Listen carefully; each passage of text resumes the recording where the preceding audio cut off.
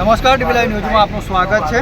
આજે આદિવાસી ક્રાંતિકારી યોદ્ધા અને આદિવાસી સમાજના ખૂબ જ આદરણીય એવા ભગવાન બિરસા મુંડાજીની 150મી જન્મજયંતિની ઉજવણી માટે ભારત સરકાર દ્વારા પણ જનજાતિ ગૌરવ દિન તરીકે જેની ઘોષણા કરવામાં આવી છે અને સમગ્ર ભારત વર્ષની અંદર આ દિવસ ઉજવવાનો છે।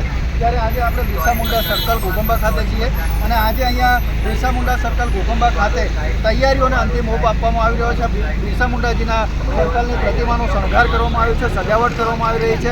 અહીંયા જે જનજાતિ ગૌરવ દિવસની ઉજવણી કરવામાં આવી રહી છે અને સમગ્ર જે આ કાર્યક્રમ છે એની અંદર ભગવાન બિરસા મુંડાજીના જન્મજયંતિ નિમિત્તે ઘોઘંબા એપીએમસી નવા માર્કેટ યાર્ડથી લઈ અને આ બિરસા મુંડા સર્કલ ફાટક 3 રસ્તા સુધી બપોરે 2 વાગ્યાથી ભવ્ય રેલીનું અને ત્યારબાદ સભાનું આયોજન કરેલું છે। તો આપણે આ રેલીની સ્થળેથી આપણે સીધા પ્રસારણ બતાવી રહ્યા છીએ કે અત્યારે ઘોઘંબા બિરસા મુંડા સર્કલ સાથે અંતિમ તૈયારીઓ ચાલી રહી છે અને બપોરે 2 વાગ્યા પછી અહીંયા રેલી અને ભવ્ય સભાનું આયોજન પણ થશે। તો જોતા રહો ડીબી લાઈવ ઘોઘંબા ન્યૂઝ સાથે જનજાતિ ગૌરવ દિનની સીધી પ્રસારણ ડીબી લાઈવ ઘોઘંબા।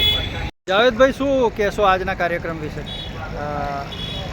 આજના દિવસે 150મી જન્મજયંતિ ભગવાન બિરસા મુંડાની છે અને જેમને ભારત સરકારે પણ આખા દેશમાં સારી રીતે ધૂમધામથી ઉજવાય રીતે કાર્યક્રમો કરવા અંગે પણ સૂચના કરી છે અને વિવિધ સંગઠનો અને સામાજિક સંસ્થાઓ પણ આ કાર્યક્રમ કરી રહી છે।